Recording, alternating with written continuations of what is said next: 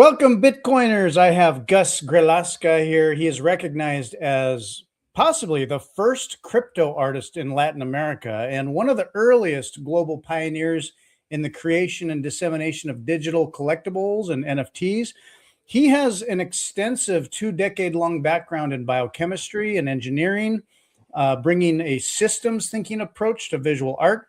So his work intersects with money, decentralized systems, and with science and philosophy. Of course, a focus on Bitcoin's cultural and ideological impact.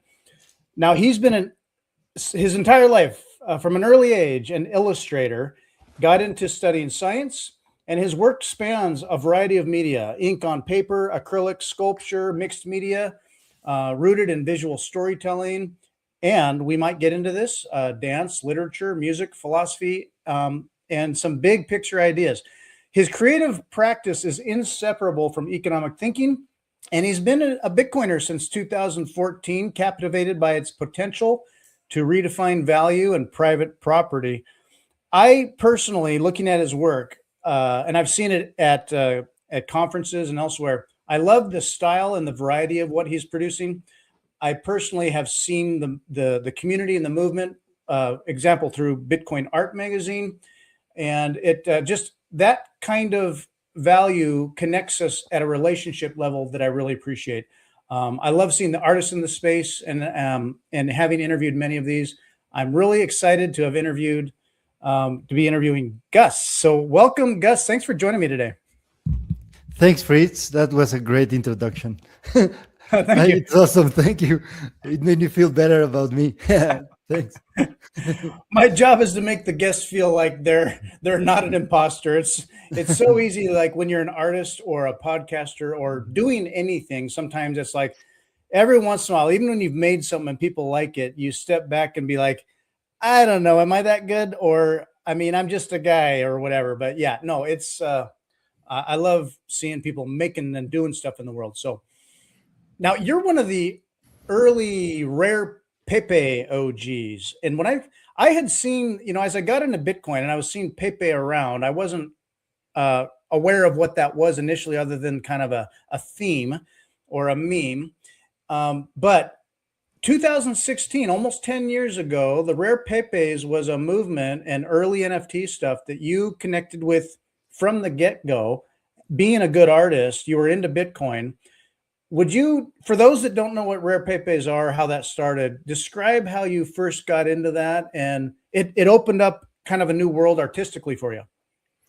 Yeah, it was an inflection point in my life because I was already trying to get more involved in communities around Bitcoin. For me, it was a great thing, but until the beginning of 2016, I would say, uh, most or everything that I knew about the industry about Bitcoin was either technical or philosophical, let's say.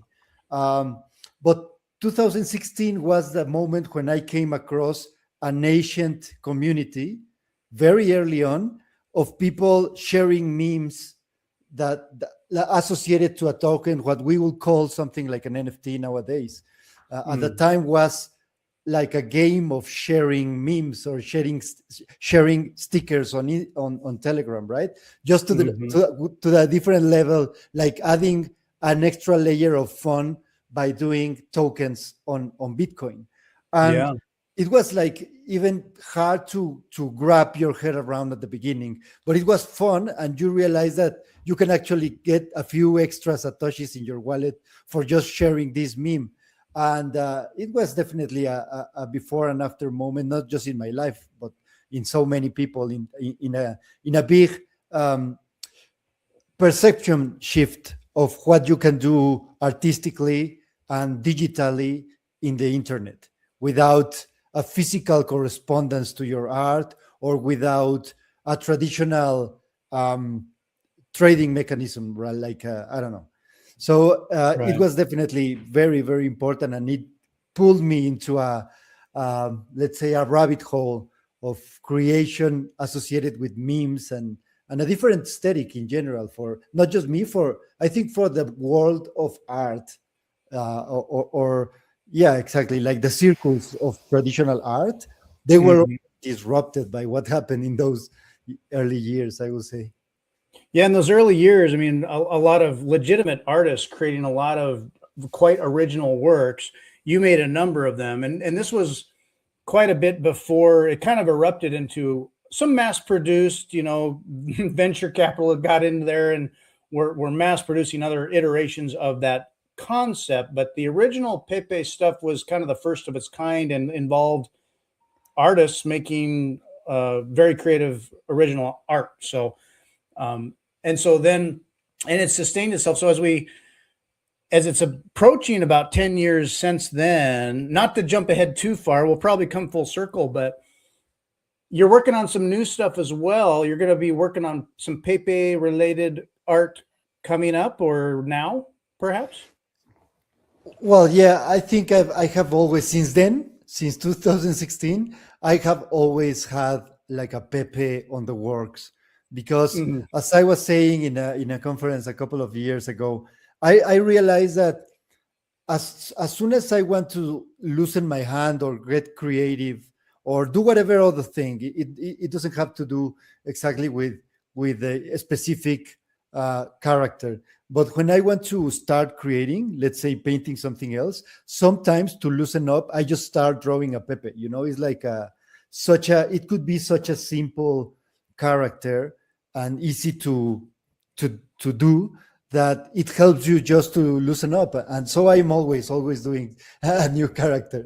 I have one really good one that is going to be published very soon. That I think it was published already in Las Vegas by Skrilla. He presented a collection of Pepes for the 10th year anniversary of the beginning of the Rare Pepe directory. Yeah. So now I'm going to bring to stage here some examples of your art. Now, so let's see here. The meme money, there's an example of the Pepe.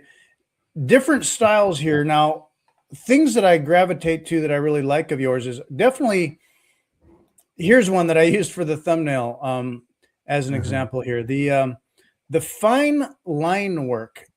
It when you look at money and you see that, if you zoom in real closely and you see those lines and you realize, oh, this isn't Mhm. shading, this is black and white and it's lines. That is Yeah. a hard skill to come by. The thickness, the spacing. I don't know how you learn to do that, but on this one, for example, the line work, this is what, ink on paper? I don't know how you Uh, do that. Yeah, that particular one is I did it with a tablet and then eventually printed in cotton paper in a Gotcha. lithography with a like I don't know the name in English. In Spanish is like tórculo, the thing that is like a table to print, but not like a printing press, but the which is like more artisanal, right? Like, anyways, Gotcha. so Yeah. the Yeah. the original design of this one is digital, is handmade, but it's digital drawing. Okay. Yeah, So, I mean, in this case, I love the engraving and cross hatching styles of the old banknotes, as you mentioned, and that's yes. why I was like, as soon as I got involved into the Bitcoin ecosystem, I think that exactly that aspect of the styles that I love, that I used to love since childhood, for to look into banknotes. Yeah. I saw the opportunity to do something like that, and I really enjoy it.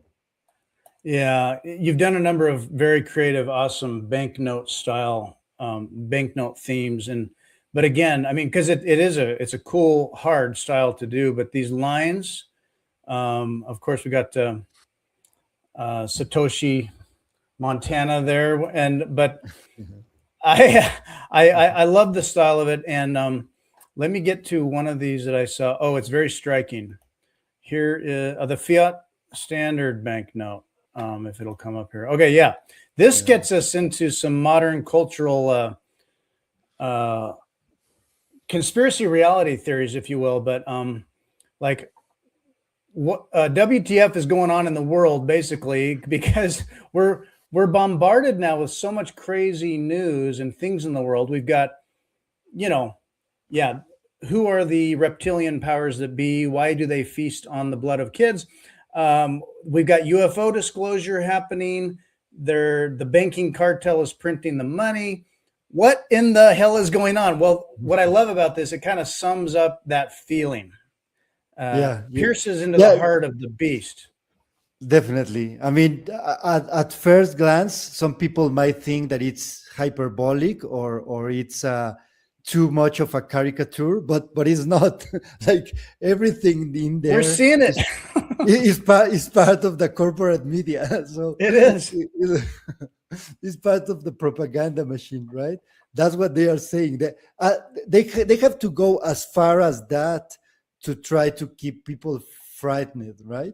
Like scared. Right. Uh, and yeah, I mean, at least that's what we think it looks like. Who knows, man? Yeah, and that's the thing. We we live in this chaotic universe, chaotic world.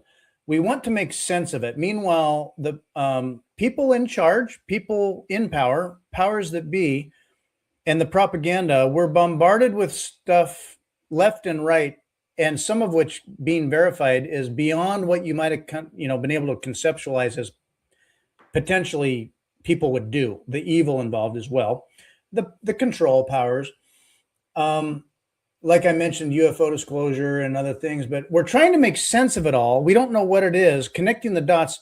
When you zoom out and you're like, at what level does this make sense? Well, it gets into something like uh, metaphysical or demonic, basically. So this kind of captures it. The hells of fire, and you got Baal, or what That's his name might be. that's the Baphomet. What's his name again? The Baphomet. Baphomet. Yeah, the Baphomet is this is like a kind of Baal. It's an ancient deity Yeah.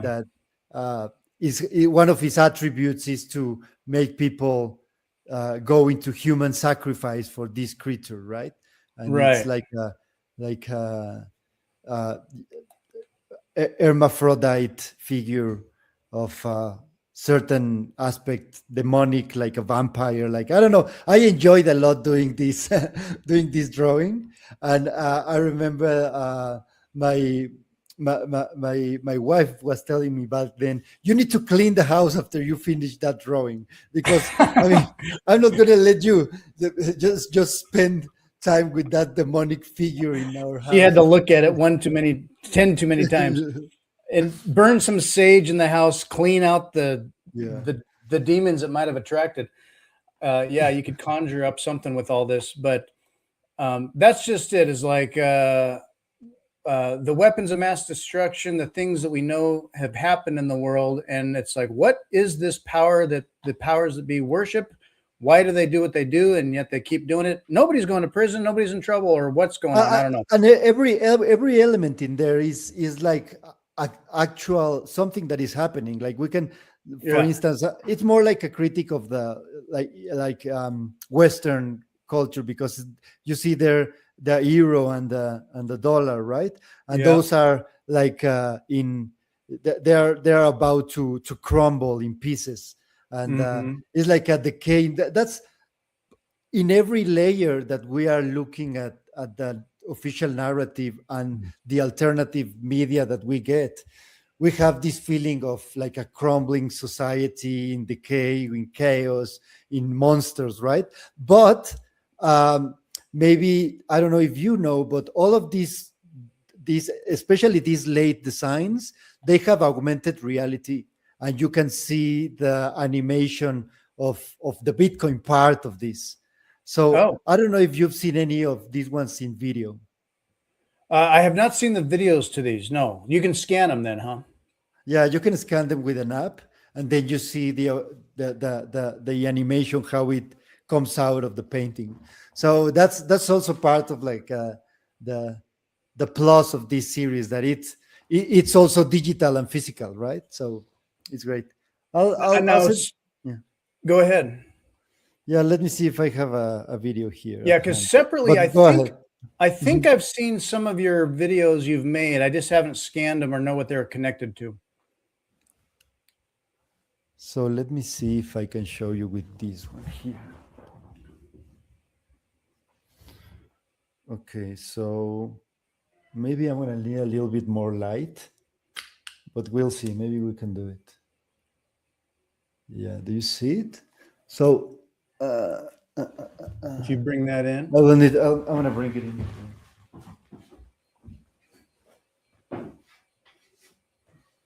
Okay, scanning the piece of artwork directly from his wall. So this one, if you scan it with augmented reality, Yeah. you see the. Let me see. oops.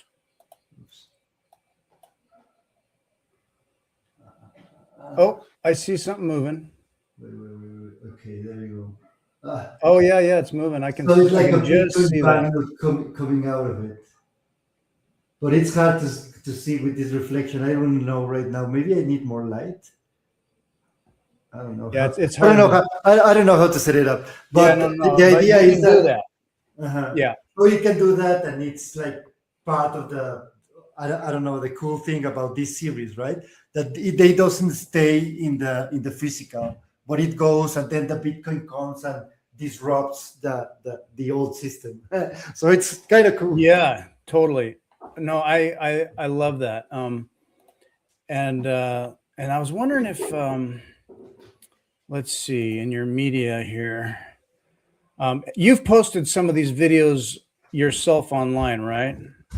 Yeah, for sure. On X, I have some. Maybe we can look it up. Let me And on see if I got Instagram, one. definitely. That's not it. But So that one, the one that we were looking yeah, from your screen, that's the fiat standard. So if maybe from my Twitter account, my X account, inside there, you can look for this is another one that's called the final battle, no, ultimate battle. So if you look for fiat standard, maybe in my Twitter, it will take you, and okay. Let you me. might see the animation. That last one, I took it to Las Vegas last year. That's the ultimate battle. It was like the ultimate battle between the government and Bitcoin. The ultimate battle. Yeah. Is that the Rising Phoenix? Mm-hmm. The money. I made a design for a book, a book of history on Bitcoin, and I used that phoenix to represent like the obituaries and the dead arising from. But I like it so much that I put it also on a banknote because it was like I don't know, like a cool bird. Yeah. Just having that right kind of paper also is cool. Let me see if I can. I might find one here. But in any case, the banking notes are awesome. There's one with a zombie dead guy. I will jump to. Where is it? Oops. Oh yeah. Wait, no. Okay, on your on the Scarce City site, there's some animations as well. I could throw these on. Peyotes, the banking rats. Oh, this one. Yeah. Central bank slave money. This partially inspired the title of this podcast. The sociopath The dead head of state sociopath. here. Yeah. And the all-seeing eye of the Fed. Number one war sponsors. Yeah. So this is a whole series style that really attracted me. I saw them in person at a conference, and I was like, these are awesome. And that's the first time I'd seen your name. 2023. I wonder if I saw this in Miami at the conference in Miami. Yeah, much likely. 2023. Digital control. How early on in your childhood did you go from realizing, oh, I kind of like drawing, to I think I'm kind of good at this? Okay, so I draw since before I remember.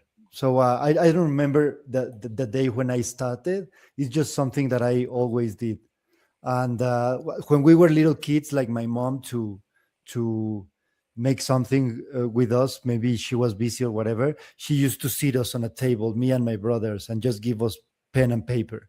So I draw since a very early age.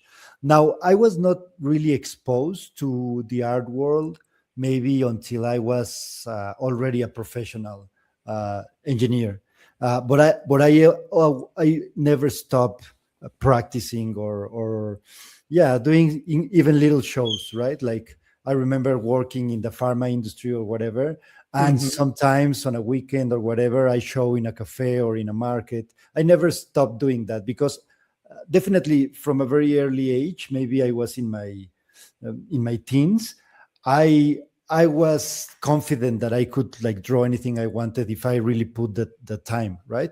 So Yeah. from there, I got confidence that I could do stuff that people liked and I liked, and I could achieve um, techniques and designs that it really impressed me too, right? That I could do that.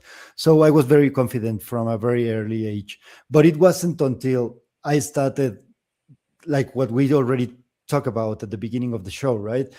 It wasn't until I realized that I could be part of a digital uh, movement of creative endeavor to that Mhm. I got really excited to try to do it as more as possible. And that's been the history of the last 10 years, I would say. Yeah. Yeah. Well, enjoying it, having the passion for it, the ability to have that attention to quality, it all converges. And so many people are like, oh, I'm not a good artist.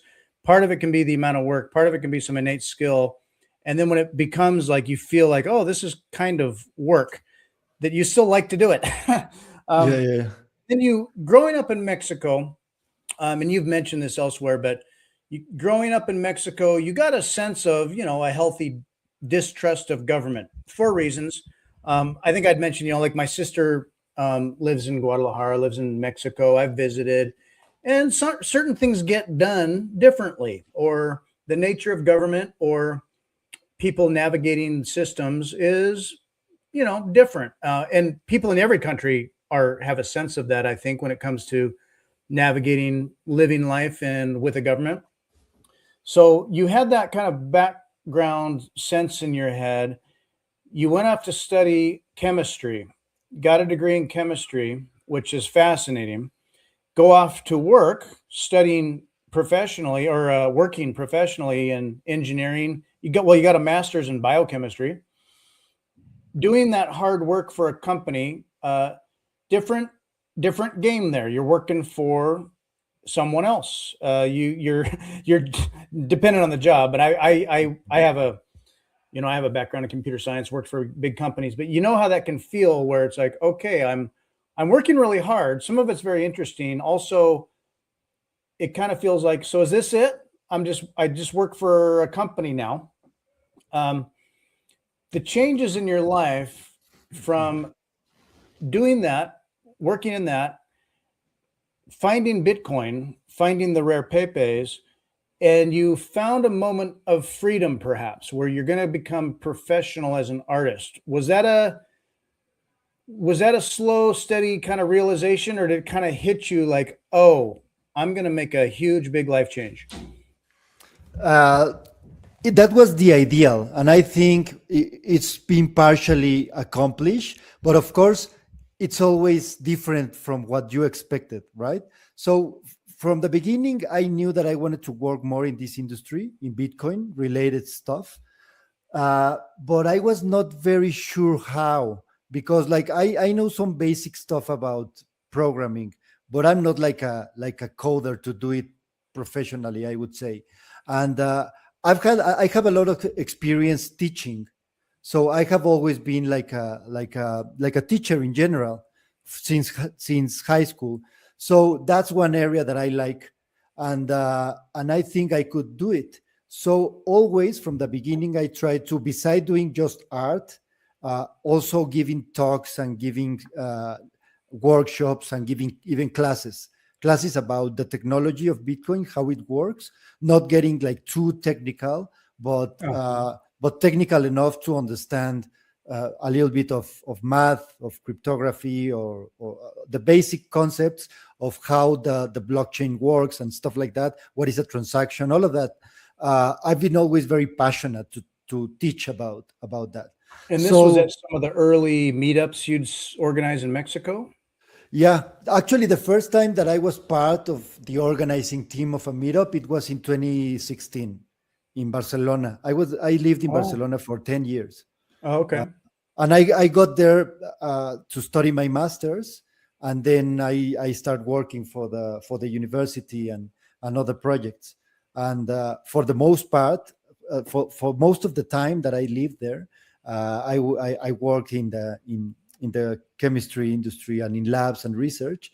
But eventually, I found Bitcoin while I was in there, and I started switching. And I think I'm still looking for my place in the world, right? In the professional world. But definitely I have found something that I never thought I could achieve, that it was like a balance between still being a little bit technical and academic. And Hmm. sometimes I get invited to universities and schools to talk about Bitcoin as a technology, Oh, but cool. also and it forces me to learn about finance, to learn about geopolitics. Like everything is connected in this sense.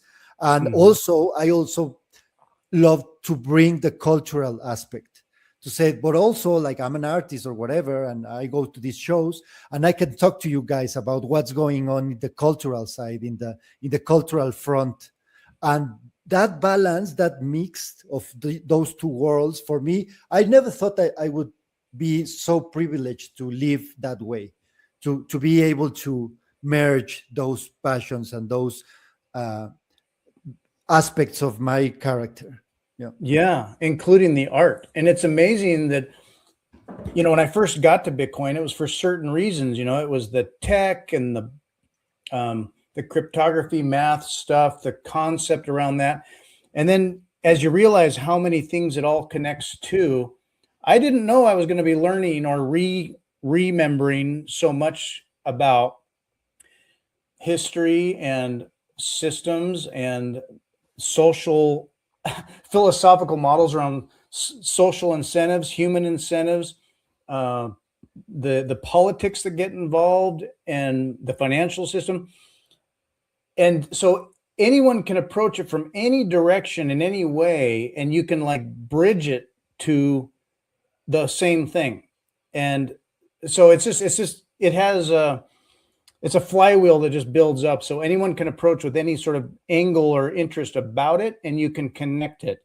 So it's just amazing. You're doing that in so many ways, thinking of the philosophical aspects, the science, and the art. So that's it's quite a renaissance of skills and interests that you have going on, that you're Yeah, able to speak to. usually a few things don't go together normally. When I talk about what I do, sometimes I say uh, I do, let's say, finance, art, and technology, and that sounds weird for some people. Like, how does finance and art go? Like they maybe imagine some weirdo or some strange conceptual art, maybe, right? Yeah. Which is easy, which it is at the end of the day, a little bit conceptual, of course. But I mean, it's I'm very passionate of being able to work in the Bitcoin protocol with Yeah. it, talking about it and interacting with it in some aspects of my art. So like doing wallets for tokenizing stuff, for example, that for Mhm. me is fascinating, because you're really giving a use case for the protocol you love, and then changing the community in the process. And sometimes it's very disruptive, and we understand, but at the same but nevertheless, it's fun, and it's almost like it's part of the creative process to experiment with that at the same time, even though sometimes there are a lot of controversy around some practices, right, with digital artists and collectibles. But I Yeah. think that's fascinating. It's fascinating that it could be in a such a viral nature that people just can't stop doing it. So Yeah. yeah, I guess I love it. I love this. I've never thought I would be, as I said, as privileged as I imagine, to being able to find these fascinating niches of culture and art and creative people, and just applying them to now finance and I don't know, markets and right, like Yeah. who would have thought? I I love getting into the philosophy, and I wasn't sure if we'd get into it so quickly, but speaking to that, I mean, um, the the way that so if we didn't have Bitcoin as a potential solution or a solution to the nature of money, and we were just blind to the fact that like, well, money is just fiat. It's always been fiat. There is no money but fiat. I guess there's gold, but it's you can't really use it. Well, then it affects everything, all the way of thinking about how you frame ideas and thoughts around what the state is, what humans' incentives can be for, um, how systems need to work and should work, and well, it just this is just the way it works. And Bitcoin injected this light into our ability to imagine a new rule injected into the system that we can play by a new rule, and it can reframe everything else around that now instead of having a melting ice cube effect on the way we think about money. So um, it just shifts the whole paradigm. So then when you're immersed in that and you see it, then suddenly you can also look at normie world or fiat world, and it's just so much more stark as well. Whereas before it'd be like, well, this is just normal. And now when you see it and you can't unsee it, you can feel a little fringe or crazy, and you realize, no, the world is crazy. And it gets to the very fact that taken to its deepest depths, it's what we're seeing, like what we talked about in your fiat standard bill, is all the demonic or crazy factors that we are seeing, and are wanting to know what in the hell's going on in this world. What is going on in the world? Do you do you try to dive into that stuff very deeply, or do you kind of dose yourself carefully so that you can not get peering into the void too much? Focus on Uh, positive. yeah, I mean, a little bit of both. I would say that as soon as I feel that it's far, I don't know how to say it differently. I focus more on the things that I can do with my reality. So the farther they go into what I feel that I can have influence on, I see it more like like an epistemological problem. Like, how do I know that it's real or not? How much Mm, of a threat it is if I don't have a way to verify if it really right. exists, right? So, and at the same time, there are so many things in our immediate reality, like this table and these devices, and what I'm going to do tomorrow, and my daughter back home, and and my car to get to the country, and those immediate things are, at the end of the day, what life is about. Yeah. So in everything that I feel that it's not an immediate threat to my life, I just try to look at it from a philosophical perspective. And Yeah. sometimes I fail to do so, and I get depressed because the world looks really fucked up. Yeah. But I try to not to go that way, to don't get, try to prevent that it gets me, because at the end of the day we don't really know what the hell is going on. So Right. yeah, I mean, it's important to think about it, but I shield myself from my soul to be exposed to the worst crimes we can imagine. At the end of the day, we also need to remember that beautiful things are happening at the same Yeah. time, like incredible stuff, like creativity and love. And so just like take a breath to remember that those things are also happening. So try to walk toward uh, those expressions of the good part of life.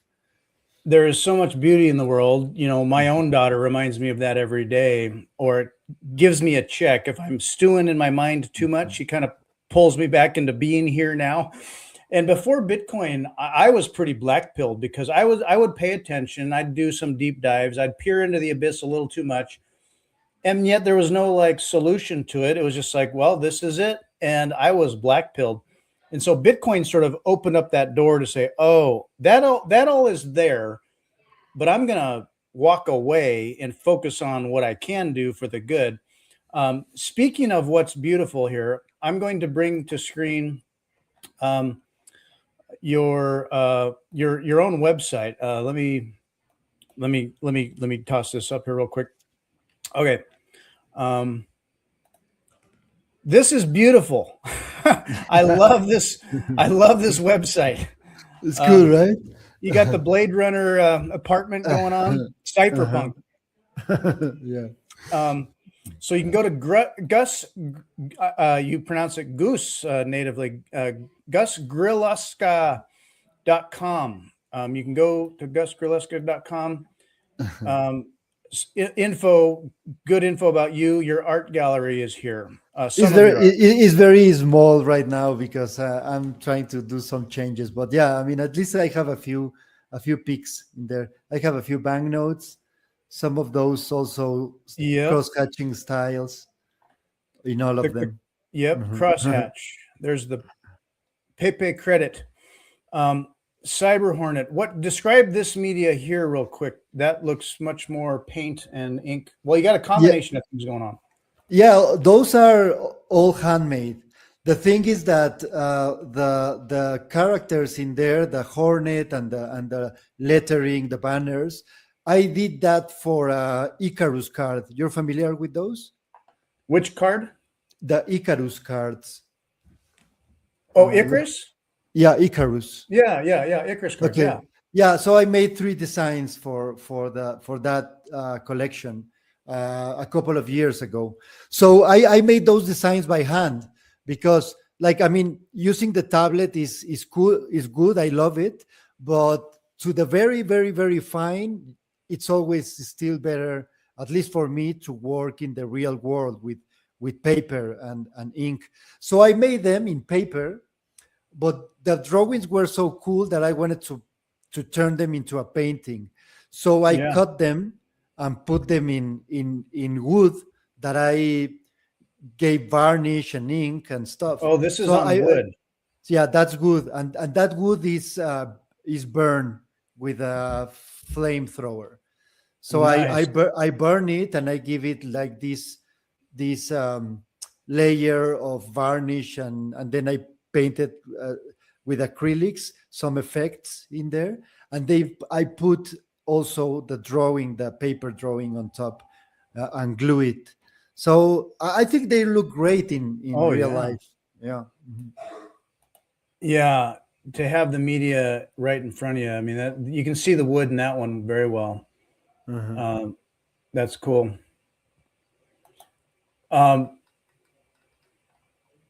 Yeah, and you've got way more. Well, on Scarce City, you've got some more stuff on Scarce City as well. Now you've done some sculpture work as well. Then, yeah, I was getting my my share of sculpture with epoxy resin, and I had a lot of fun doing this one. So the rare Pepe, the F for fake card, because this is remember this one we are looking at a physical representation of a digital art, which is, it looks like I think you can see it in there in the next pictures. Oh, let me go back to that. No. Go back there, and then you can just scroll to the side. Oh, there we go. Yeah, there you go. So I think at some point it show that's the process. If you look Make, at that, you'll see where is the collectible, the digital collectible, is hidden in one of the tooths. oh, there you go. Is that's an open dime? An open dime. Yeah, a green open dime. Cool. Mhm. Okay, And so then and there's then the digital. that's a card. That card is from the fake rares directory. And Oh, then this nice. card inspired me to do the sculpture. So it's crazy how backwards it is now. It's the other way around. So this animation as well. I mean, this has got to take a lot of time. I mean, talk about a variety of eclectic styles you have learned. I mean, so inking, the painting, woodwork, sculpture media, digital media, animations. Uh, you've just basically leaned into every type that you can do. Yeah, I think I just start thinking about an idea and just get myself into it. These ones, for instance, I saw the movie F for Fake. I don't know if you've seen it. I It's have not seen by that. it's by Orson Welles. Oh, okay. It's a pretty good movie. It's independent cinema. Um, it's like an essay on what is the real art and what is a copy, something like that. It's like a philosophical essay. But anyways, I was already in the doing pepes and stuff, and the name of the director is Fake Rares because allegedly it comes from the fake rares that from the original directory, and so the idea that I was with this fake name in my head, and the movie is called F for Fake, the Orson Welles movie. So I just said, okay, I need to take that F in there and morph it into a Pepe, for the fake Okay. directory, for the fake rare directory. And I'll I have just to. I just started drawing one F and another one and another one, and that's like a stop motion animation. It's like a frame by Frame frame by frame. drawing of different Fs morphing into a Pepe. Okay, I'll have to check this out. 1973, co-written, directed, and starring Orson Welles. Okay, I've not heard of this one. Mhm. That's cool. Yeah, check it out. Awesome. Okay, getting back to your scarce city. Whoops. Bring this back here. Now, again, also, I see here other animations. There's the peyotes. As far as mind expansion, philosophy, thinking about that kind of stuff. I've talked to other artists that are creatively inspired and expand their minds where they can. Is that part of the inspiration for this here? Yeah, it was both. I mean, that's a very powerful plant here, Yeah. especially here in Mexico and parts of the US. It's a secret plant, the peyote, and it's Uh-huh. associated with certain entities, and definitely experiencing the powers let's say the powers of this plant. It Hmm. really opens your head. I don't know how to say it in a different without a cliche, right? but Yeah. but How do you that's, describe it? yeah, how you describe it. But so that part aside, it's always like fun for me to play with. I don't know, it's green like the pepe, and then the word sounds funny, pepe and peyote, and this is a very early artwork that I made for the original rare pepe directory, and it was the first one that I made with an animation, by the way. That I this was is going to what say this texture here is uh, unique. Um, Yeah, it's generated. That was a version of the original card. So the original card is from 2017, I believe. 2017, I don't know, 2018. And then there's a version called Pepe Yotes 2022, which incorporates that pattern in the background. with Gotcha. something that we called the people from the state of San Luis here that do the ceremonies with peyote are called huicholes, and they make this kind of psychedelic art that you see on the background. Peyote inspired. Yeah. Yeah, you can tell that they're eating peyote all the time because that's all they draw. And it's fascinating patterns, by the way. Well, it's what's interesting. It makes me think of further south in the lower continent there, the ayahuasca or DMT.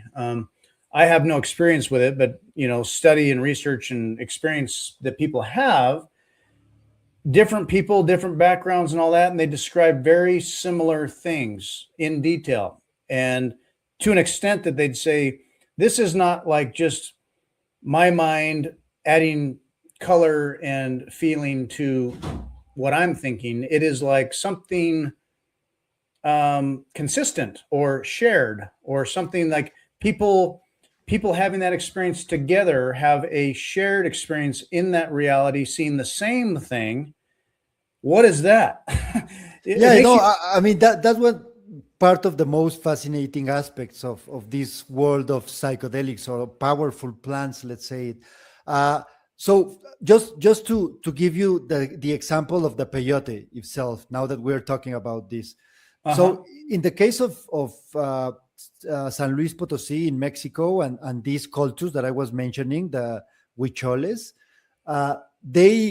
they attribute an entity that it's called mezcalito. Some people, they have different names, but this like an entity with like a personality, let's say.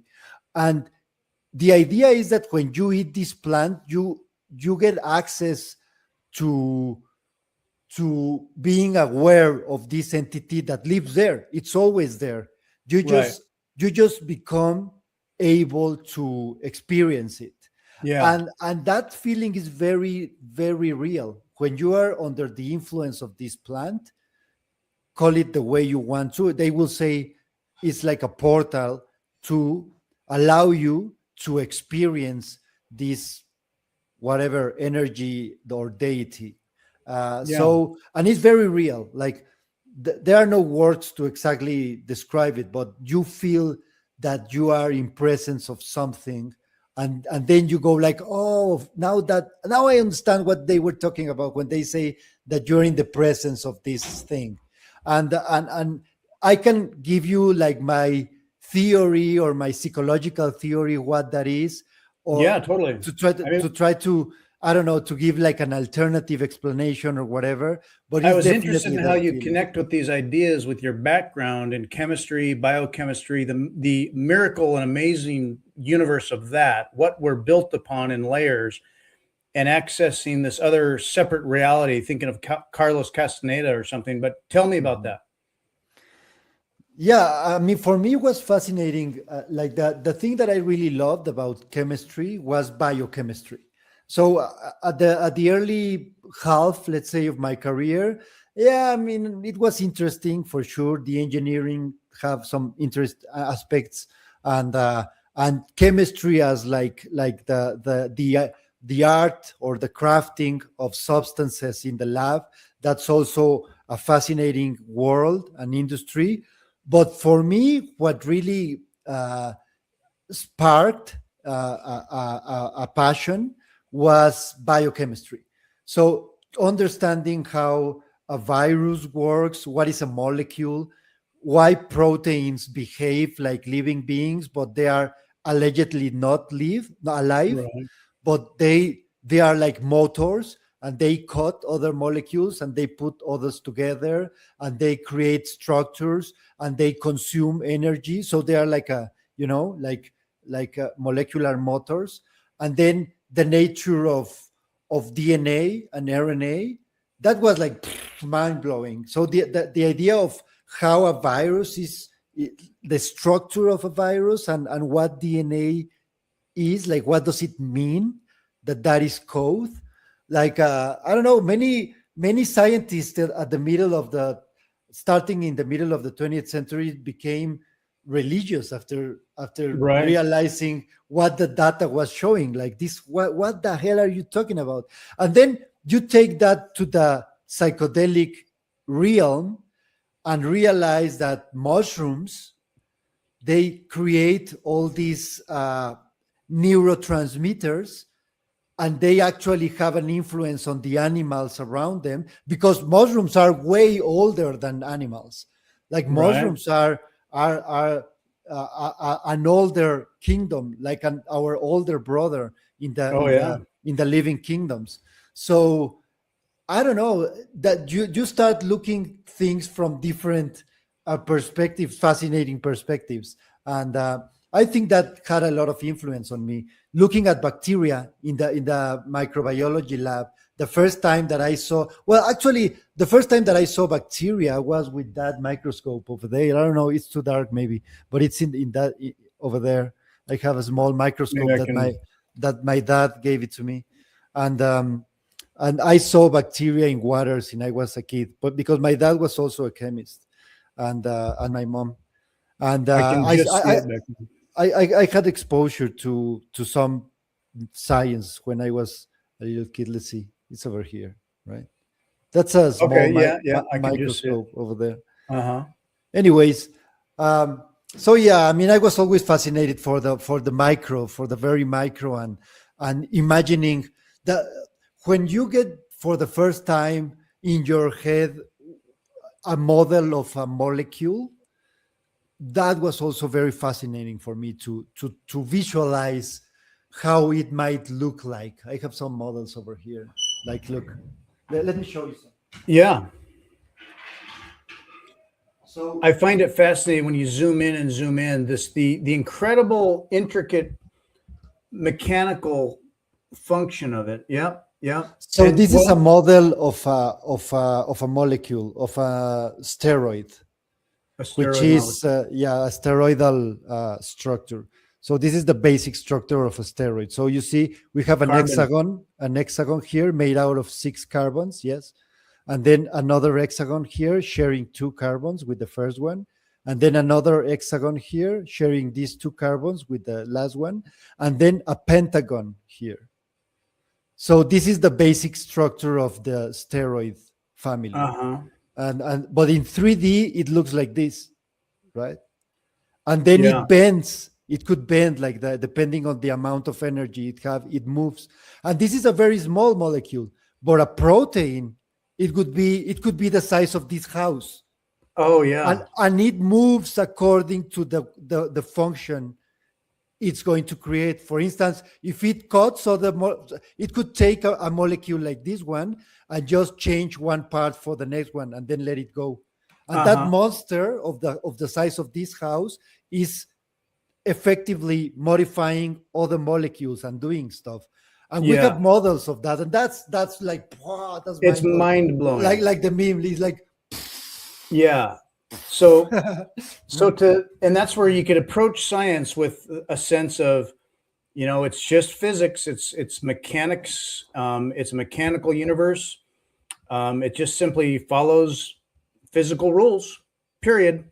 But when you realize how, for layer upon layer upon layer upon layer of these realities, how incredibly huge it all is, intricate and complicated as it is, and the way they function and work, it's hard not to, you know, see the what intelligence or design or magic in it. Even if it was just sheerly mechanical, it's so incredible. And the fact that it worked as well, or that our physical world exists in a way where carbon happens to be great at connecting stuff together, and other stuff has their own little features. And from the atoms and the quantum levels of electrons, protons, neutrons, electrons, smaller bits inside of those that make those, layer upon layer, creating what we perceive as our human reality, which itself is a layer within other potential realities.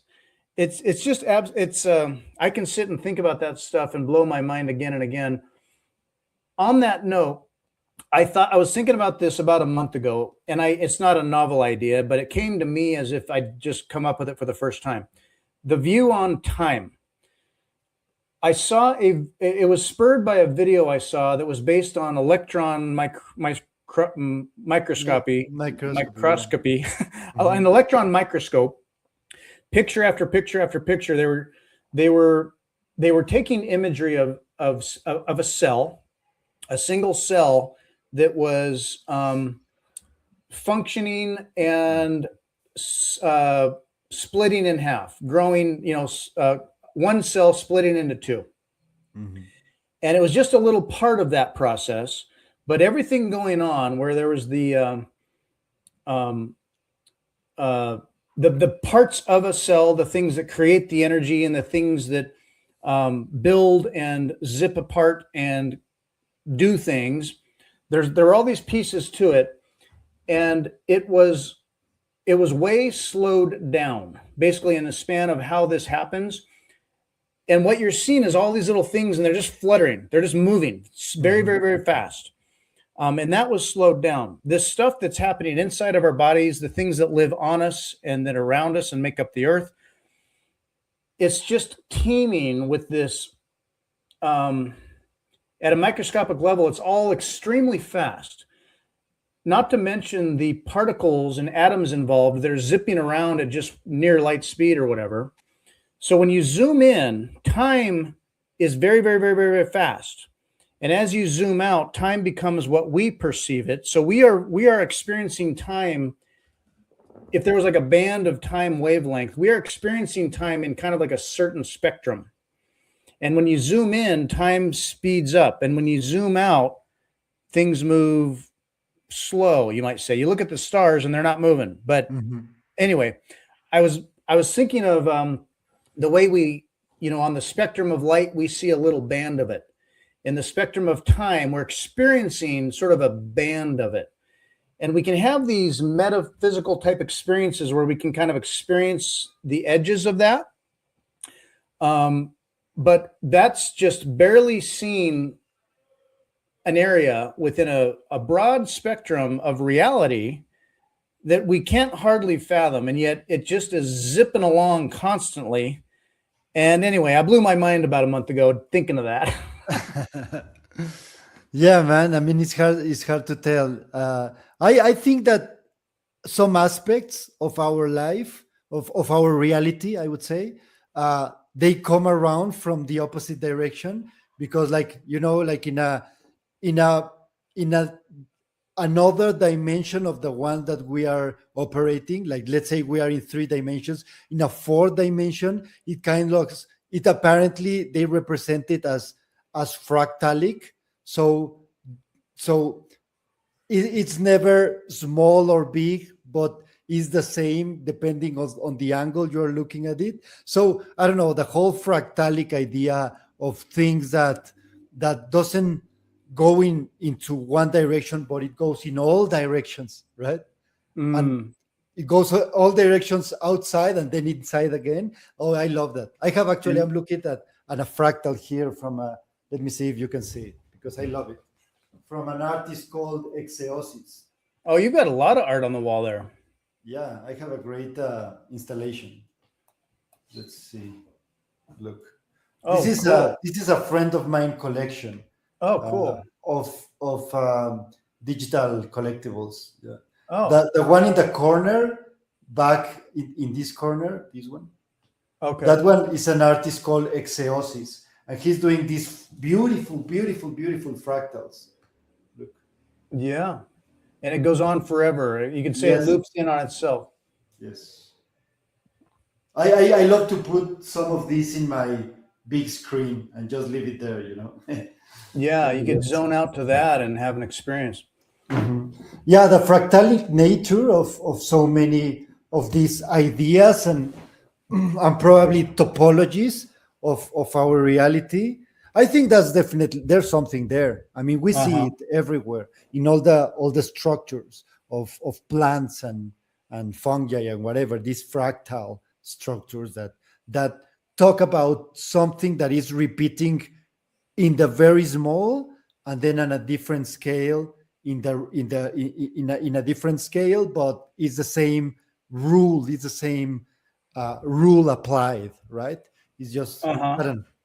Anyways, I love that because I'm just very curious about the innate nature of reality itself, and it's just the extent of that is so broad that we can't hardly get our minds around it. You can study and learn areas of it, but then to have it all in your mind together is like too big, or it's impossible. It's mhm. huge. And the nature of the universe itself, cosmology, universes, well, yeah, galaxies, and the universe itself. The further we look, the more we find. It's just endless, and it's bigger than we you can fathom. I mean, it's more than you can really have in your head. We can't think of numbers that big, like cryptography. So anyway, it's just amazing. I want to be respectful of your time. If you're good, we'll keep going because I have a lot of thoughts right now. I'm good. I mean, yeah, we're good.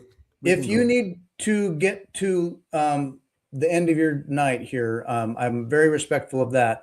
There's a guitar on the wall, and part of what you do is music. Tell me about music interests, what you work on, the nature of that. Yeah, I haven't played this guitar in decades. I'm trying to recover part of my ability. I play more the piano. So Okay. since I was a little kid, I was in private lessons, and then I just kept doing it in my youth by myself. I'm not a professional musician, but I love to play, and I don't know, I like a little bit of everything. I started learning some, let's say, early 20th century music, American music, like ragtime and that basic Scott blues. Joplin. Scott Joplin, exactly. And Hmm. then a little bit of not just classics but romantics, like I don't know, a little bit of Mozart, like that. And then Yeah. I learned a little bit how to jam when I was a little older, how to play some more blues, and I Yeah. like a little bit of that. But I just do it to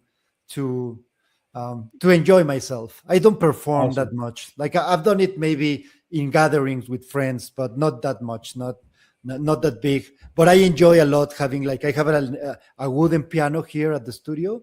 Oh, nice. There's a over there, but at my place, at my house, I have an electric piano that I like to play.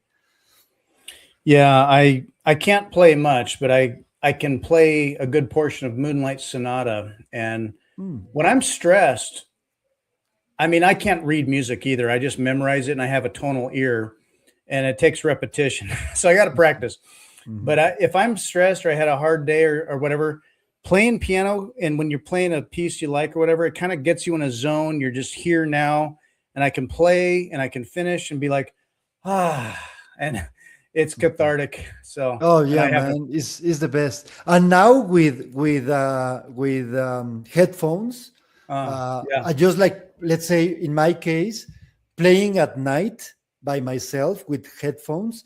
That took my experience in music to the next level, because when I was nice. living abroad, like I don't know, for a time I had like a lot of free time at night, because I was like living in a small town in outside in the near the Pyrenees at the north of Oh, Spain, and I was very near the factory that I was working when I was working in the industry, in the recycling and technological materials industry, and that was like for a good year, let's say. I was living in this very small town, and I have like no social life at the moment. I was just like 6 out of 7 days of the week, I just go back to my my my dorm, or my room, my small apartment, student apartment, like a studio. That's the word, like a small uh-huh. studio that I was renting there, and and then I found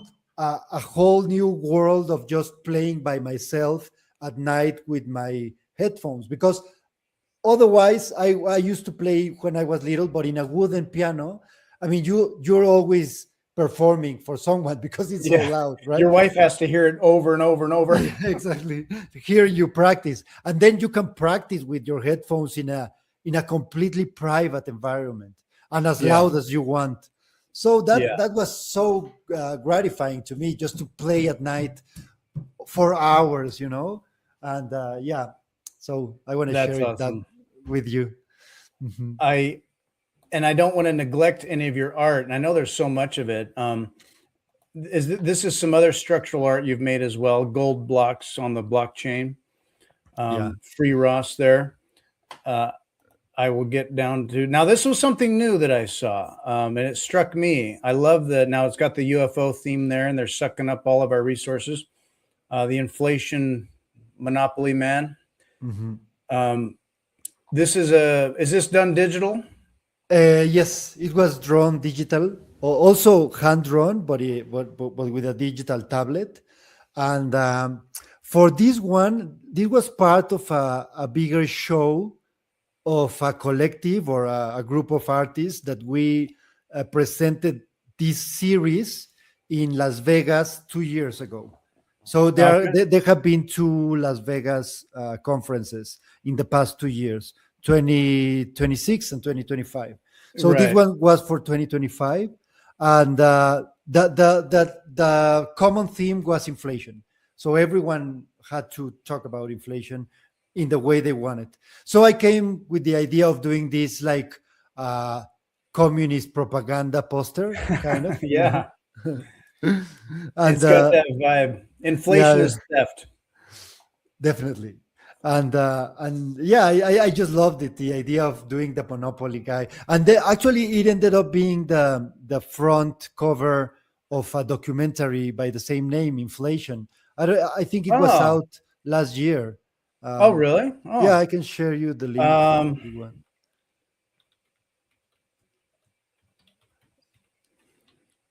I'm just curious if I can find it real quick. Yeah, let's see if we can see it. Um, Uh, uh, uh.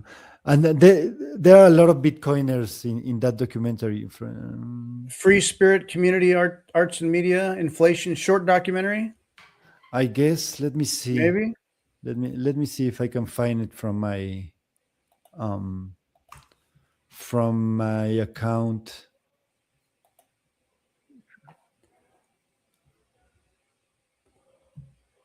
I love the bankster flying in his UFO. Yeah.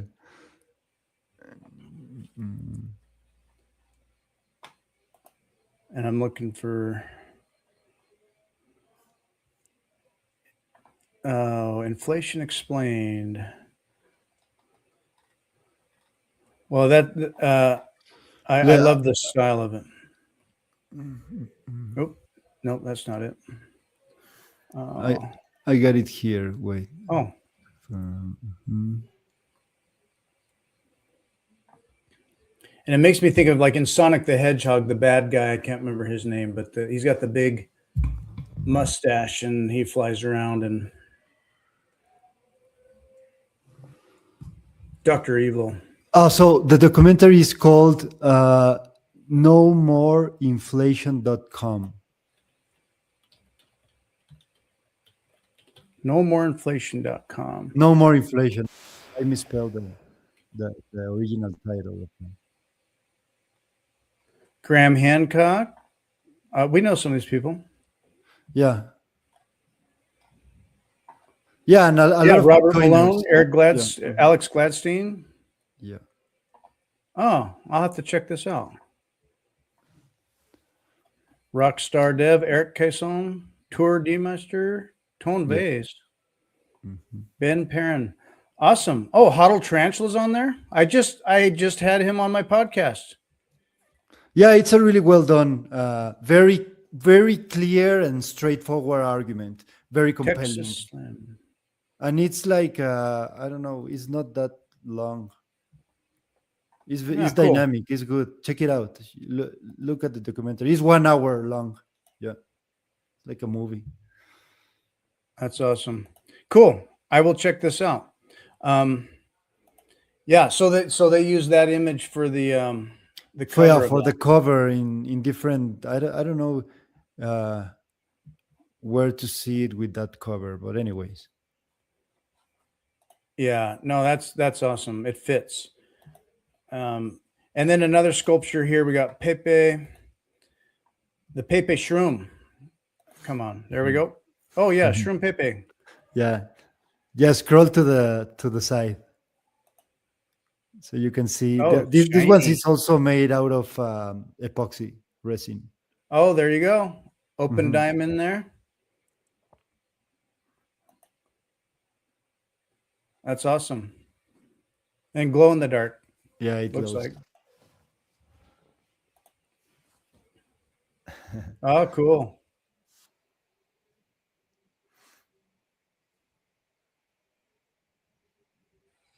Yeah, that one is really cool. Oh, cool. Nice.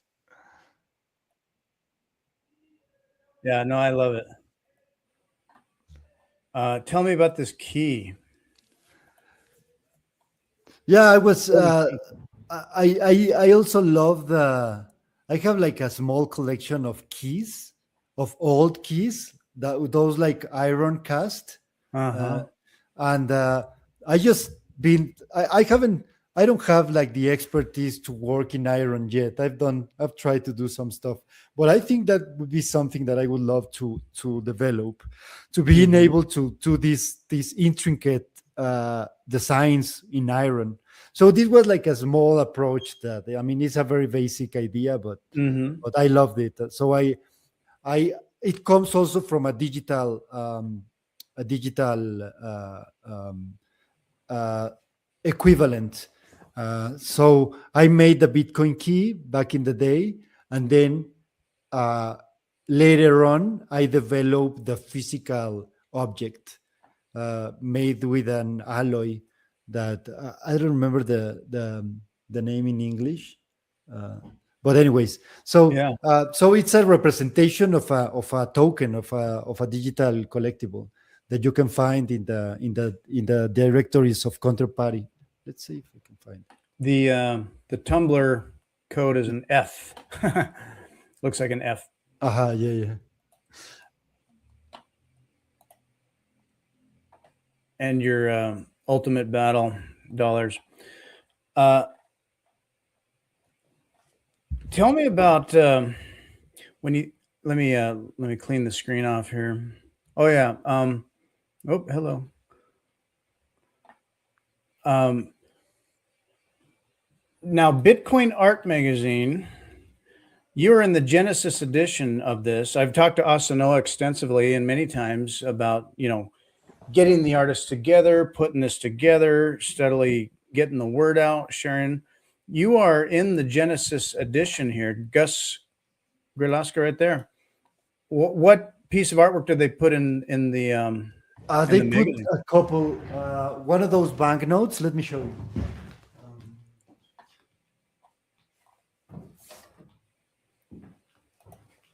Because I just recently got my hardcover, which it looks amazing, by the way. The Genesis edition. Oh, the hardcover, nice. Yeah, can you see my screen? Yes, hold on. Look at this. There we go. Yeah, yeah, yeah. The hardcover is just like prime. Look, it looks great. Yep. The Asanoa art looks The amazing. gold and black. Yep. And they publish my one of my banknotes here, but also Ah, Pepe credit in the big. Pepe. And the Pepe credit looks fantastic. I love that one. This one is also like the guilloche and everything. Um, it's very intricate. I love it. But yeah, this is my page in the Yeah. Genesis edition, and it looks really great. I was so happy recently that I just got it. Yeah. Let me see what here we are. I have my version. I've got a couple of them, but I've not unsealed them. So Yeah, it's it's good. it's an art gallery in your hands. There's the Asanoa insert card there. Yeah, no, definitely. I got several magazines too, because I really enjoy just spending time with looking at the artworks. And so I have like a more than one spare one for just to, like, because I also have one like still in the cover just to keep it safe. But I no, know I'm kind of reluctant to like break its mint condition, but because I do have a thumbed through one elsewhere, but I wanted to grab it. and look, this is like Yeah, like a soft, the you're soft version, and it's amazing. I love to spend some time looking at this. There are so many talented Bitcoin artists. It's incredible how the level of crafting is very top of the game. yeah. Asanoa and Kisa and others have did so much good work on that, and just shout out to them. I mean, they're doing a Mhm. podcast. They've got podcasts with you. You were on Yonat's podcast a month ago or so, Yes. last month. So between Yonat and Anik Malcolm, Asanoa, of course, Kisa and others, they're connecting artists together. They're getting they're platforming them, getting the word out, getting it out there, talking about the art, the inspiration behind it. What is this community? And Bitcoin threads it all together. Go to bitcoinartmagazine.com. This happens to be a list of their artists. I saw Anik in Prague. He had this cube there, the theory of Mhm. everything. But Yeah, great they're guy. yeah, totally nice. Living in Italy. Um, Oh, so many great artists. There's your Pepe Montana, Satoshi Montana guy. yeah. Um, but yes, I mean, so much variety, so much style, approaches, backgrounds, interests. And I've had a number of them on my podcast here because I just love the artwork and the story and what art does for us. So it's a gestalt of more than just the individual sum of its parts. As a collective, Bitcoin, it's not just the tech, it's not just money or store of value or finance stuff or okay, it affects systems. Humans need to connect and relate to stuff and feel it. And how do we feel that and express that? Art is this conduit that takes that energy and feeling you have about like, oh my gosh, I'm so into this. What do I do? Stay humble and stack? It doesn't feed the soul. Art connects the audience with something tangible and a spirit that is collectively bigger than just individual pieces of any one artist, any one type of style of thing, any one part of the tech or the systems. All together, it creates, and it's encapsulated in Bitcoin Art Magazine, but it brings it all together, and there is a spirit to all of this that is about human relationships and us navigating a future. And I'm very hopeful about the future. I'm excited because when I go to conferences or I interview people like you, I feel it and I get excited. Yeah, Bitcoiners are excited. I love that about the community. It's one of the best parts. I couldn't do it if I were in a dying industry. I don't know. Eh, but I think uh, you rightfully mentioned so many dimensions of art. It's not just the aesthetic aspect. It's not just the community aspect. There's a lot of layers, and the ideological layer is super important, of course. And being around like minded people, it's something that it's definitely food for your soul. But at the same time, you are also playing in all the other layers, right? You Hmm. are creating, feeling satisfaction and fulfillment of going back home. So one of the things that I love about art is when I'm working in something and I just can't stop thinking about what I'm doing and what I'm gonna do next tomorrow morning as soon as I sit on my workstation. I'm just thinking and excited to go back to my studio or home and keep working on that project.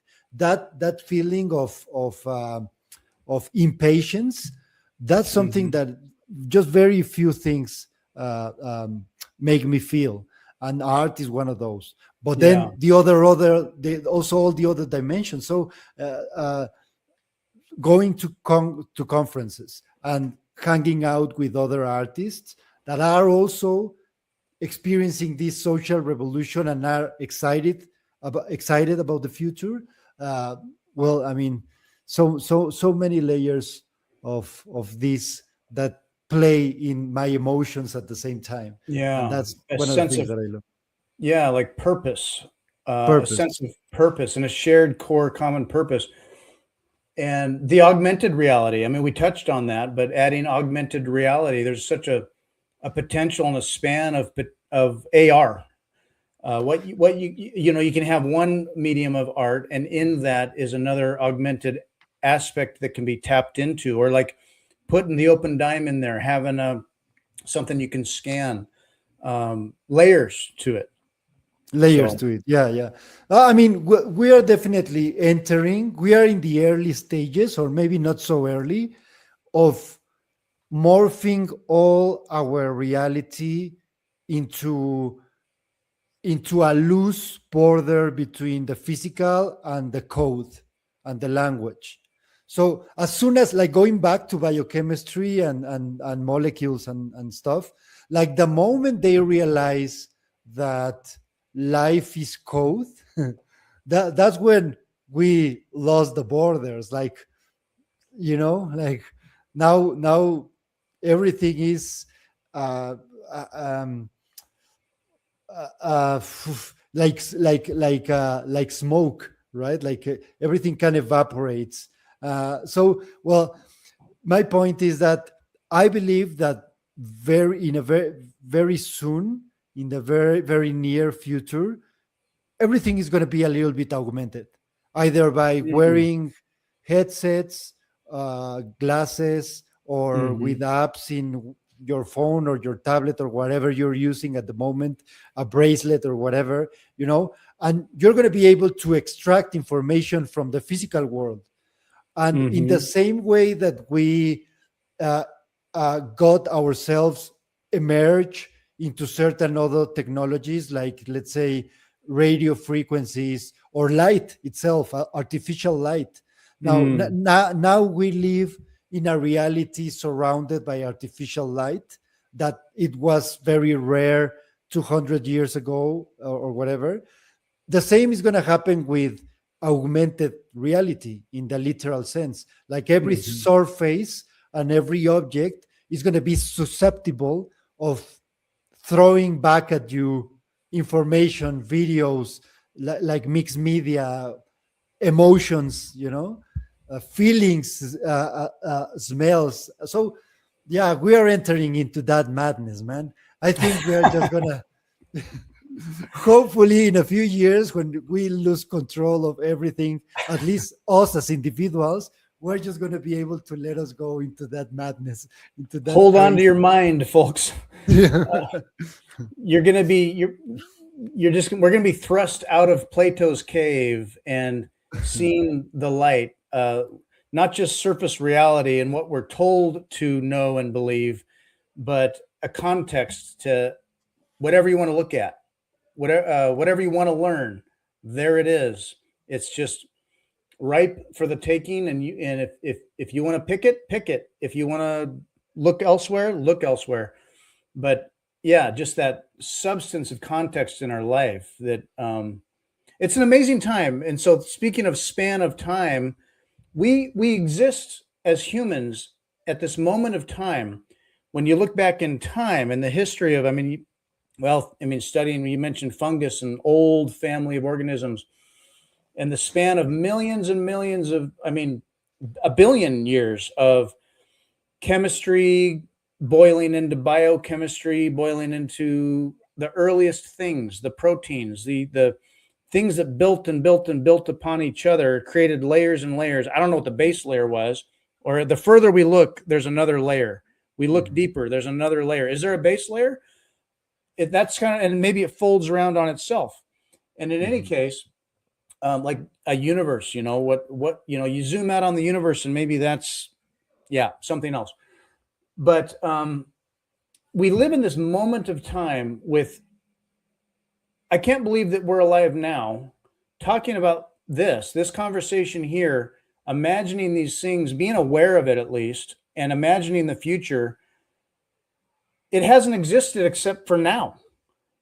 People could not hardly contemplate this other than, well, maybe what was, written in a holy book, or was told around the campfire, or that you might just sort of look up at the stars and imagine. And it was a lot of mythology, but we are seeing it and experiencing it now. And it's on the shoulders of giants, and not just from human society, but evolutionarily in the biophysical world. Hundreds of millions, if not just billions of years of growth, building layer upon layer, getting us to where we are here now today. How random and serendipitous is it that we're here now? All this is happening. We're in a new world now. Yeah, sometimes I think that is either we are this tiny part of a a very vast universe, or maybe even infinite universes, right? Or just big, huge numbers of it, and we're just a tiny fraction of that. Is that, or this is everything that it is, right? Like we're just living reality, and there's nothing more than this reality. So sometimes I feel like it's either or. Don't you think? Mm-hmm. Those are like extremes of on a gradient of like yeah, I don't know exactly where I'm going. What I'm trying to say is that sometimes perhaps what we are feeling right now and experiencing, everything else is also being part of the same thing, even if, I don't know, maybe other conscious are other conscious are feeling it in a different way, but this is all it is. We are not a small part of a huge, but there's no huge, there's no nothing outside of the moment that everything is feeling right now. So sometimes I don't know. Yeah, there's and I can't remember its origin, if it's Buddhist or something else, but instead of, an ocean being one little drop, uh, one little drop being part of an ocean, the entire ocean is in the drop, is the idea. And that we view time in a unidirectional way, and that time itself may exist in a different, you call it a dimension, but the time, it's all here now. We just happen to be a bubble in that ocean, experiencing the ocean in a certain way, but it's all here. It's all here now. But you can't fathom it. Our brains aren't wired to see all the light, hear all the sound, experience all the time. We are experiencing a view of it, but it is all here.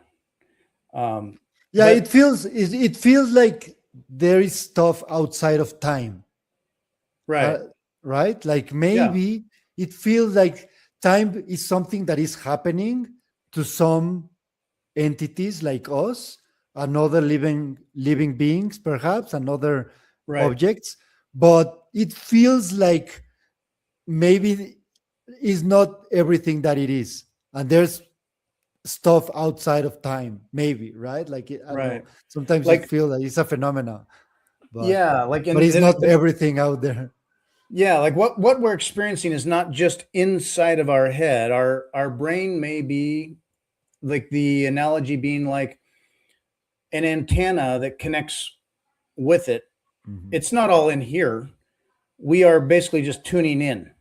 mhm. And you can turn the dial, maybe. So there's science studies on things like that, like, I mean, telepathy, remote viewing, past lives. You could go down so many rabbit holes of evidence where the way that our brain works, or the way our existence or spirit exists is not so simple and dry as you might imagine. It's like much potentially more.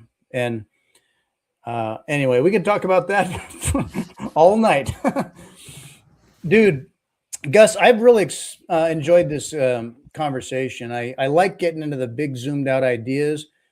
My background being some science as well. I love where science connects with the magic and potential reality of it all. You've experienced it, seen it, and express it, and I love seeing it. Is there anything you'd like to touch upon that I hadn't already beaten on? I wanted to ask you: do you feel like that our stories are similar in a way? Like at least not Yeah, not just necessarily related to Bitcoin, but in general. Do you think that we kind of? I was I was raised on a very secular, science oriented background. I had, with a healthy backdrop of distrust for the state and anti war and all that. I went and studied computer science and studied hard, worked hard to learn science, science, science. Got a job with a big corporation, let's call it Microsoft, worked my ass off and didn't enjoy it. And something magical happened for me. It was both random and, in hindsight, at the time it was like, this is not what I want. I'm fighting this. I don't want this. My life's a wreck. Oh no. In hindsight, the universe gave me a push, exactly what I needed, and I got lucky. But I was thrust into a situation where I had to make some life decisions and stop and go, what am I doing with my life? As I'm quasi burned out, but also seeking, but lost. I was adrift for a little while. In hindsight, I would never have chosen it. And yet it brought me to where I am now, which is not that I've got it all figured out. I'm seeking every day and learning every day. But I have a strong background in science and study and a kind of mechanic universe. And as I learn more, and Bitcoin has opened up doors, I love to zoom out and contemplate this conversation right now. And it's magic. I love it. I might see parallels in your journey. So Yeah, no, for sure. I see them too. That's awesome, man. Thanks yeah, for sharing. I've met so many Bitcoiners that had really unique, different backgrounds where there's chapters in our lives and you didn't pick them. You didn't plan it. You had plans, and then life's what happens when you're busy making other plans. And so life happens, and people end up where they are, and then we're all converged, say like in Prague or El Salvador somewhere, and I'm talking to people. And so to say, how did we, like in this room now here talking about this conversation now, how did we get here? And it's ridiculous. It's crazy, but it's awesome. So yeah, it's amazing. So Yeah, thank you, Fritz. I also love to connect and to talk with people that are excited, because that's one very important ingredient of a lot of people like us, that we have Bitcoin and work and know people that are passionate about this same technology and ideas and possibilities for the future. So it's important. As a funny note, my godfather was named Fritz. oh So really? it was a great guy. Yeah, I love him a lot. So Wow. I don't know there, but here your parents choose a godfather for your children in a Right. Catholic tradition. So Mm, your godfather, that could be either a relative or a friend, they baptize your son, and those became like an official protector of your kids. So yeah. it's a very important relationship, because you choose wisely those who are going to be the godfathers of your children, because if something happens to you, they are the ones that you trust to take care of your kids. So Yeah. my godfather was my dad's brother, and he was a great guy. I really love him. His Oh. real name was not Fritz, it was Arturo, but he was like Blondie, and so people from a very early age start calling him Fritz, and he just like I learned that he that was not his real name way when I was already like a young adult, like Huh. so. Anyways, um, Yeah, I was named after my grandpa Fritz, who was an Episcopalian priest, which is kind of Catholic light, mhm. and yeah, the story of my family coming out of Germany through Ukraine, fled Ukraine to Ellis Island into New York, and then out to Nebraska, became ranchers. Long story short, how I got to America a few generations ago from, I guess, Germany. And that story is strange and unique. And and so growing up, I would be like, oh, Fritz is kind of a weird name. What is that name? But it was for my grandpa, but not many people named Fritz. No, and I think it's a super cool name, by the way. So Cool. Thank funny, you. funny enough. Awesome. All right, man. Oh man, Gus, this has been awesome. I'm going to make sure people know how to connect with you. And so here on, let me get to X here. You are on X at Gus Grillasca. There, you can find Gus there. Picture of his artwork and work here, as you post it and create it. And you are What is working that? on new stuff. I know you're keeping it kind of held closely, so it will be unveiled when it's ready. um, your website, gusgrilla.com. You can find his stuff there. You can also buy his stuff, find his collections on scarce.city. Search for Gus Grillasca here on Scarce City. You've got a page there in your artwork. You are on Nostr as well. It's harder for me Yeah, to be engaged on Nostr all the time. yeah, me too. I mean, I have an account, and sometimes I go in there, but not too often, honestly. And I usually use X, or you can go Yeah. straight to my website if you want to contact me and send me a DM. Or I'm the same. I have the same handle everywhere. Like on Telegram, you can find me Gus also as Grillasca. Gus Grillasca. So thanks for Contact for for menu. for letting your audience know about me. Um, Please let me know if you have anything you want to share with me, or maybe invite me to anything. Yeah. I'm always open. My DMs are open, so please feel, Awesome. feel free to contact me. Collaborations. Yeah. You can contact Gus here online, contact me on his website, and featured in Bitcoin Art Magazine. Get yourself an art gallery in your hands. You can find Gus's work there at Bitcoin Art Magazine. Recently on a podcast with Yonat, The Movement of Art, Yonat Bucks. A recent episode has you on there as well. So, um, Gus, this has been great. I appreciate the extra time you lent us as we explored rabbit trails of ideas, which I Mm. love. Getting to the heart of, the more you learn, as the circumference, as the radius of your circle of knowledge grows, the circumference of what you don't know also grows. So the more Yeah. I learn, the more I realize, wow, I have so much to learn. So um, it's been a great conversation, man. What you just said reminded me a definition. I think that is like the hypercircle, which Oh, is like the surface is like a circle. It's a circle or a sphere? The sphere, right? Like the surface is nowhere and the center is everywhere, something like that. Like the circle, the sphere in 4 dimensions, like the hypercycle. Yeah, oh, that's a hyper hypercycle. hyper circle. Yeah, Let me search for hypercircle. it's I like think I know what you're getting at, everywhere. but I thought I'd find it real quick. Hyper Hyper method circle, of a hypercircle. circle. Yeah, there you go. The next one. Uh, Well, we're breaking new ground here.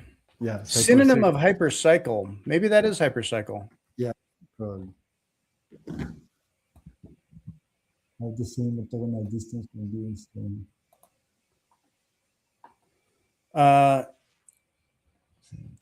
Equidistant curve. It's a curve whose points have the same orthogonal distance from a straight line. I'd have to study this one.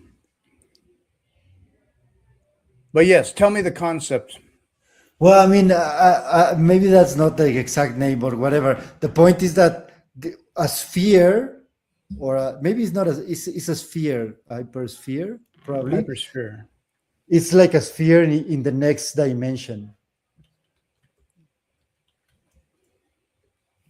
Hypersphere. Oh, here we go. This might be it. It's a mathematical generalization of a standard 3D sphere into higher dimension. It is the set of all points in an n-dimensional space that lie a constant distance from a fixed central point. Well, anyways. Hey, look at that animation. Yeah. That's just a ball of a straw. That's just a bunch of carbon and helium. All right, hydrocarbons, polycarbonates. Dude, I loved it. Thanks for the big ideas and the insights. There's a lot we could explore here, and also humans need their sleep and get back to family. So yeah, man. I'll catch you to it. Contact Gus if you got interest in his art, want to collaborate. Contact him on his website, gusgrillasca.com. Thanks, everybody. Thank you, man. See you next time. Next time, everybody. Bye.